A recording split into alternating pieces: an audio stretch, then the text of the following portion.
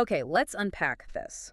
We are diving deep into the life of Golda Meir, a figure who is, maybe one of the most paradoxical and defining leaders of the 20th century. Absolutely. For so many, she's the Iron Lady of Israeli politics, a foundational state builder, and the nation's first and still only female prime minister. But that paradox is exactly what we need to get into. Right, because while she's lionized for, say, establishing the Israeli welfare state or raising the money that literally made independence possible. And signing Declaration of Independence itself. Exactly.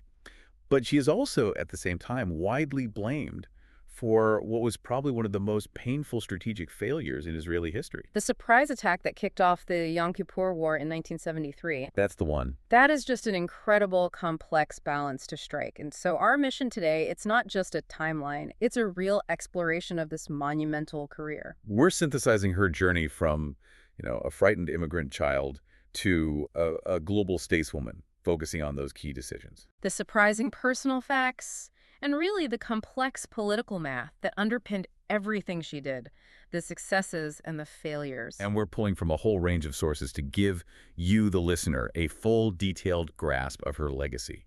We want to go beyond just what she did and really analyze why she made these impossible decisions. Especially in the crucible of state formation and war.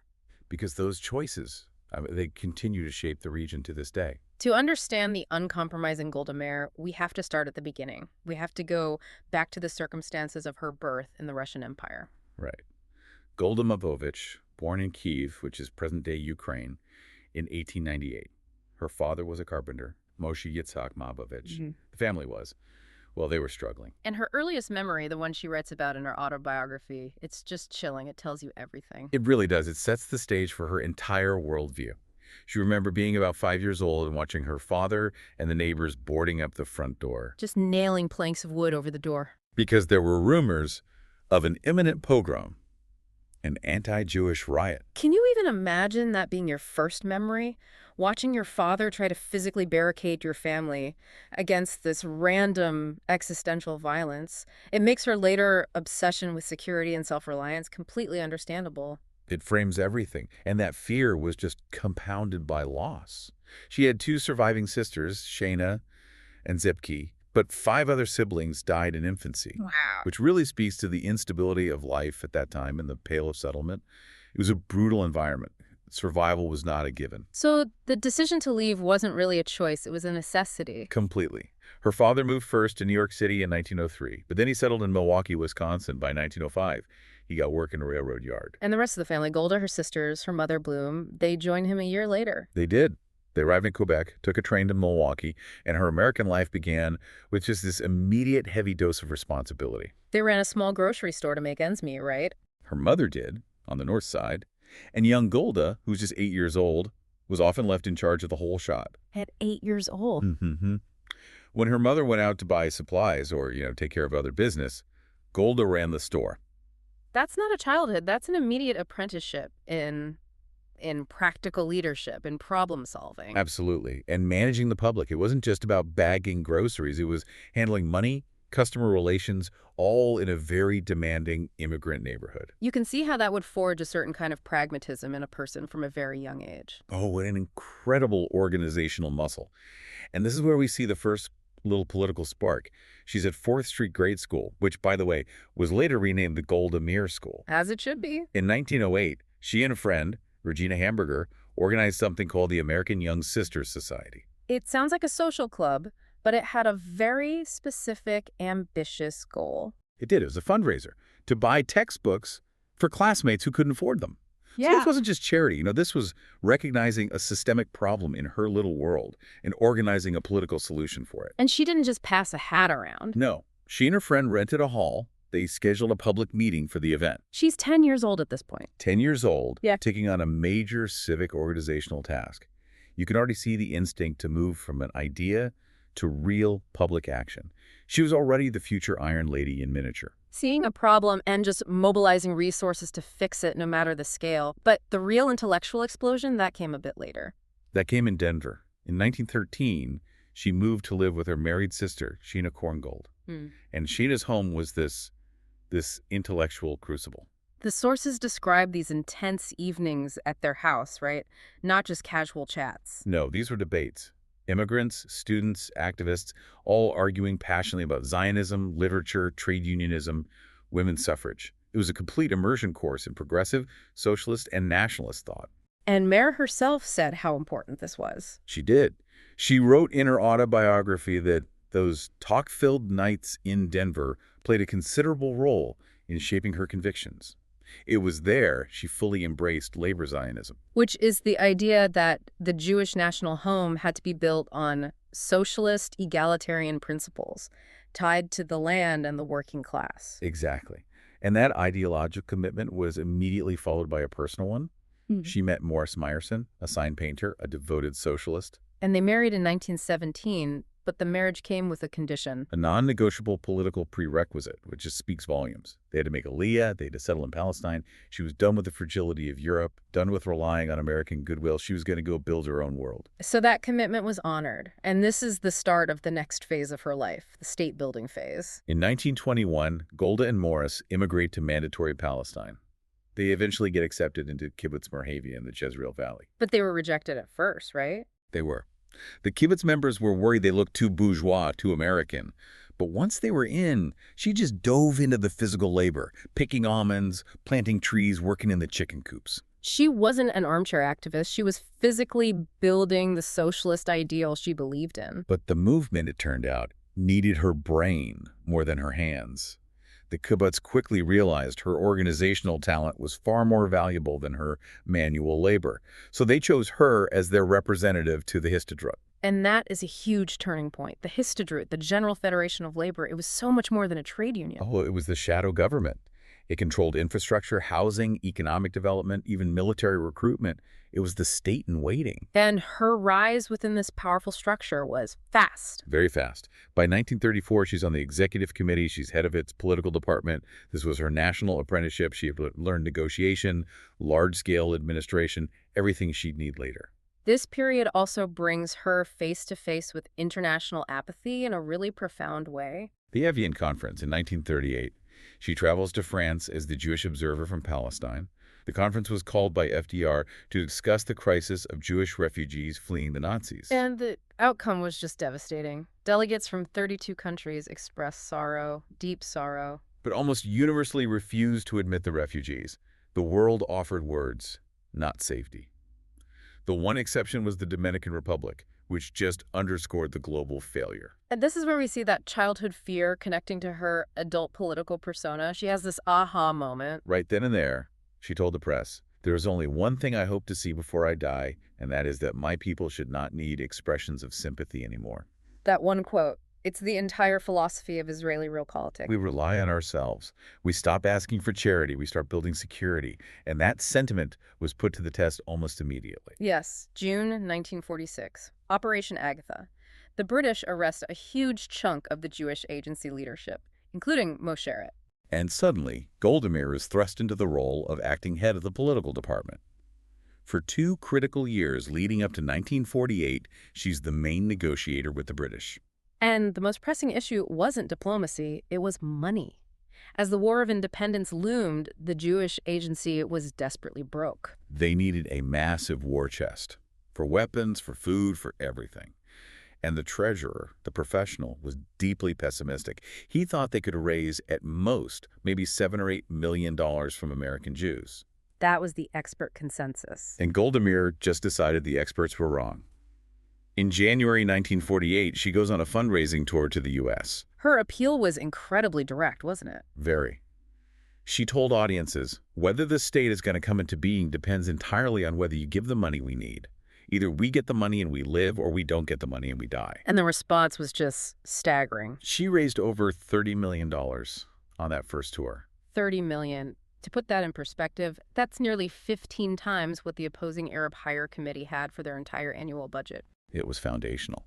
And her combined efforts brought in around $90 million, which Ben-Gurion later said was about a third of the war's entire cost. He wrote that her role as the Jewish woman who got the money which made the state possible would go down in history. It wasn't just fundraising. It was financially enabling survival. And with the funds being secured, she moves right into high-stakes secret diplomacy just before the fighting broke out. The meeting with King Abdullah I of Jordan. The only Arab leader they thought might, maybe, ally with them or at least stay neutral. The first meeting in November 47 went well. It was cordial, promising, but the political situation just deteriorated so quickly after the UN partition plan. And that second meeting, just days before independence, it's like something out of a spy novel. It really is. Abdullah refused to meet her safely, so Meir agrees to travel to Amman, deep inside Transjordan, secretly. Disguised as an elderly Arab woman. She risked everything. She asked him about his earlier promise to stay out of the fight, and his response was just tragic. He told her he was no longer his own man. He was one of five, referring to the Arab League. He was forced to invade. He proposed a compromise, that the Jewish territory be integrated into a larger Jordanian state with some representation.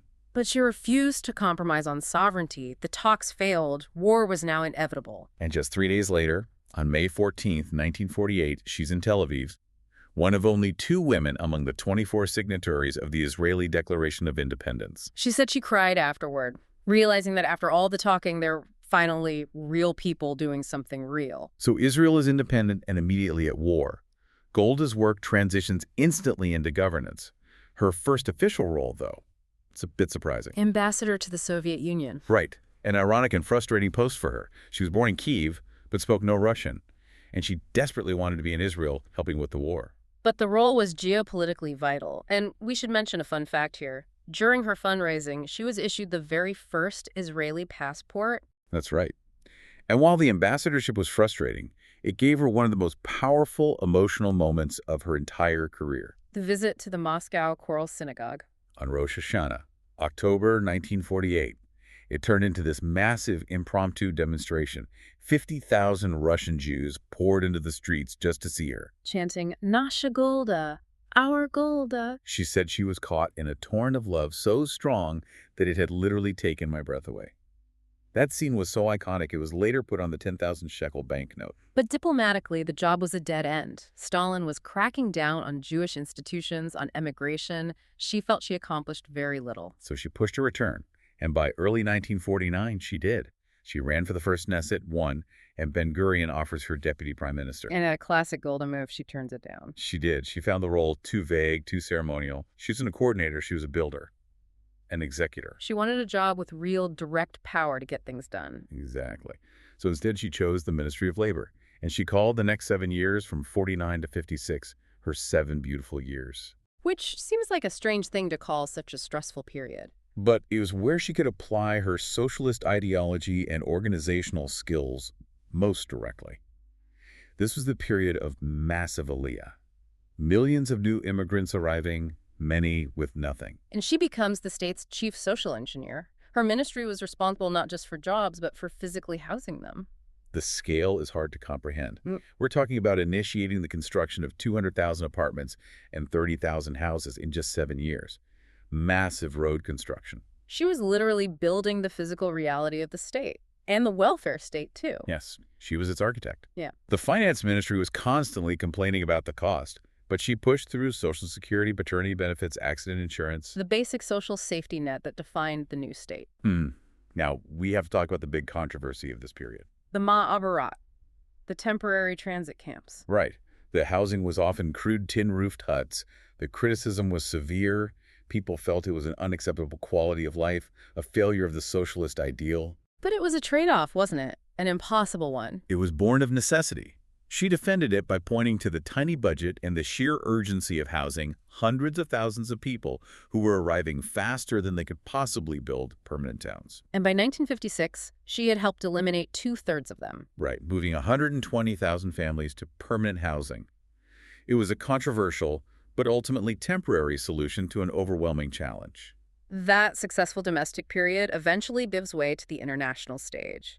In 1956, Ben-Gurion makes her foreign minister. And this is when she officially changes her name from Meyerson to Meir, which means illuminate, a common practice for foreign service members. And her tenure begins with immediate drama. The Suez Crisis. Israel coordinates with Britain and France against Egypt. Meir has to lead the Israeli delegation at the UN, which was a tough assignment because the U.S. and the USSR actually sided together and forced a withdrawal. But despite that early setback, the lasting success of her time as foreign minister was her outreach to Africa. That was geopolitically brilliant. She promoted ties with all these newly independent African states. She believed Israel, having just shaken off foreign rule itself, could be a unique model for them. Unlike the old colonial powers. Right. Israel could offer practical advice on things like agriculture and water management. It built crucial goodwill and alliances during the Cold War. She also worked hard on the relationship with the U.S. A key success there was in 1962, convincing Washington to quietly sell advanced Hawk missiles to Israel, a critical step. But by late 1965, the workload and her health caught up with her. A diagnosis of lymphoma. She retired in January 1966, citing exhaustion. But of course, she wouldn't be out of politics for very long. No, she would not. Fate intervenes in early 1969. Prime Minister Levi Eshkol dies suddenly. And the governing alignment party coalition was fractured. They needed a strong, unifying figure. And so they turned to Golda Meir, who was 71 at the time and technically retired. It's a classic draft the reluctant leader scenario. And she leads them to this immense victory in the election that followed. 56 seats in the Knesset.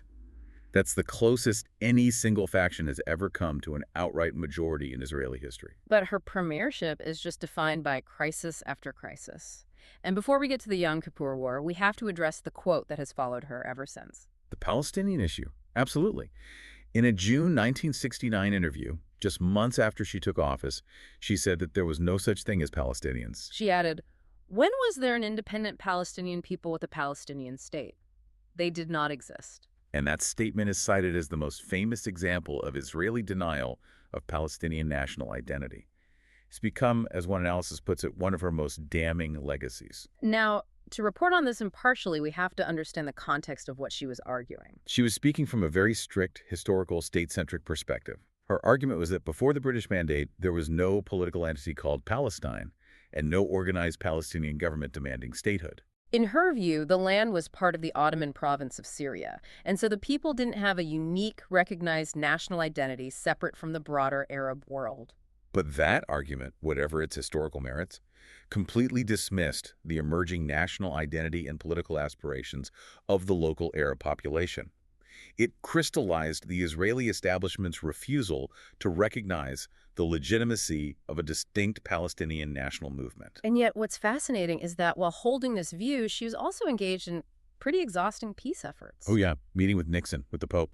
She was serious about peace, but always on Israel's terms of security. Like in 1970, when she accepted a U.S. peace initiative, it called for withdrawal to secure and recognized boundaries. A huge political step. Yeah. And it immediately caused the right-wing Gahal party to quit her national unity government in protest. She was constantly walking this tightrope. A perfect example is that security versus sovereignty proposal in early '73 with Kissinger. The deal was, Israel would accept Egyptian sovereignty over all of the Sinai, but only if Egypt accepted an Israeli military presence in key strategic positions within the Sinai. So she'd give up the legal claim, but not the physical security buffer. And that fell short of what Egyptian President Anwar Sadat was demanding. So the path to war remained open. But the crisis that truly defined her decisiveness came a year earlier. The 1972 Munich massacre. Following that horrific attack at the Olympics, Meir was devastated and furious. She appealed to the world to take action and said if they didn't, Israel would. And when she felt the world wasn't acting, that no sympathy mentality kicked in? Her response was immediate and uncompromising. She ordered the Mossad to launch Operation Wrath of God, a campaign to hunt down and assassinate suspected leaders of Black September and the PFLP across Europe and the Middle East. It was an incredible escalation. Moving from defense to proactive covert warfare on an international stage, it showed the Iron Lady would make brutal decisions for security, regardless of international norms. But her defining moment, the source of most of the criticism against her, is the Yom Kippur War, October 1973. It's a case study in intelligence failure and political calculation under the highest possible pressure. The stage had been set by a deep sense of security complacency in Israel, the Concepcia. They were sure Egypt wouldn't attack until they had air superiority. And that complacency was just violently shattered On October 5th, 1973, she gets these alarming reports. Syrian forces massing on the Golan, Egyptian forces on the Suez. And she was personally alarmed. She saw the parallels to 1967. But her military and intelligence advisors, they insisted the likelihood of war was low. They were sure they'd get adequate notice. And this all comes to a head in those frantic final hours of deliberation, 6 hours before the attack. She's in a meeting with Defense Minister Moshe Dayan and General David Elazar. Dayan still favors just a small, limited call-up of reserves. But Elazar, he urges full mobilization and a preemptive airstrike. And this is the key decision. Meir approves the full-scale mobilization, which was crucial. She overrode Dayan, but she rejected the preemptive strike. Why? This was a purely political and geopolitical calculation, wasn't it? Entirely. Her number one concern was that if Israel fired first, they would be seen as the aggressor. And that would cost them crucial foreign aid and military support, specifically from the United States. She was sacrificing tactical surprise for long-term strategic insurance. She needed to guarantee that if the war dragged on, the most powerful superpower on Earth would resupply them. She was never going to be reliant on mere expressions of sympathy again. And that calculation was confirmed, wasn't it? By the highest authority. Henry Kissinger later said explicitly that if Israel had launched a preemptive strike, they would not have received the essential U.S. arms and backing they needed to turn the tide of the war. So that decision saved the relationship, but it meant absorbing devastating losses at the beginning. The severe, unexpected losses in those first few days caused just widespread national shock and anger. Even after the military turned the tide, the public wanted answers. An inquiry was launched, the Agranat Commission, and it spent months investigating the failures. And while the commission found immense failures among the military and intelligence community, it specifically cleared Meir of direct responsibility for the surprise attack. In fact, it praised her. It said she decided wisely, with common sense and speedily, in favor of the full mobilization of the reserves. That decision was seen as her great, clear-headed action in the crisis. But despite that vindication, the political damage was just irreversible. Her party won the 1973 election, but the coalition lost seats. The national trauma had fractured the mandate. So she resigned in April 1974. She said 5 years was enough, that continuing the burden was beyond her strength. And she never held office again. She spent her final years, relatively quietly, writing her autobiography, My Life, which became a bestseller. And there's one final, incredibly moving diplomatic moment for her in 1977. When Egyptian President Anwar Sadat makes his historic visit to the Knesset. Meir was there. She spoke on behalf of the Labor Party. And she praised Sadat's courage and vision. It was this moment of profound political closure. The woman who fought him so bitterly in '73, finally acknowledging the real possibility of peace. Golda Meir died of lymphoma in 1978 at the age of 80. Her personal life was often obscured by her career, but she was, a heavy smoker, a coffee drinker. And it's important to remember her relationship with faith. She was an atheist, but had this incredibly powerful cultural and historical Jewish identity. The famous quote, "I believe in the Jewish people, and the Jewish people believe in God." To her, being Jewish was about the 2,000-year struggle and the ultimate creation of the state she helped found. That was the fulfillment of her life's purpose. So when we look at the historical consensus, we see that duality so clearly. Most historians agree she was a huge success as Minister of Labor and Housing. A true social engineer, but had a much less successful crisis-ridden run as Prime Minister. She is immortalized as the Iron Lady, a state founder commemorated in films and plays. But her legacy is also indelibly tied to the trauma of 1973 and her dismissive view of Palestinian national identity. She was both the architect of stability and, perhaps, a victim of her own hubris. And on a lighter note, there is that lasting cultural reference, Golda shoes. Nale Golda, the sturdy, practical, very unglamorous orthopedic shoes she always wore. They were so associated with her no-nonsense style that they were actually supplied to female soldiers in the IDF for years. It's a small detail, but it's a testament to her enduring practical footprint on Israeli life. She was a steady and uncompromising will. What a monumental journey. From organizing a fundraiser for textbooks in Milwaukee to securing the financial lifeline for a nation and then making that life-or-death decision hours before a war. And we detailed how she prioritized that strategic relationship with the U.S. by refusing a preemptive strike, a decision Kissinger confirmed was necessary to get that superpower support. It ensured long-term survival, but at the immediate cost of thousands of lives and a national trauma. Which raises an important final question for you, the listener. Mhm. In a young nation's fight for survival, how must a leader balance immediate tactical gain, that element of surprise, against the absolute strategic necessity of securing a superpower ally for the long war ahead? It is the ultimate trade-off, and Golda Meir lived through the harrowing consequences of making it.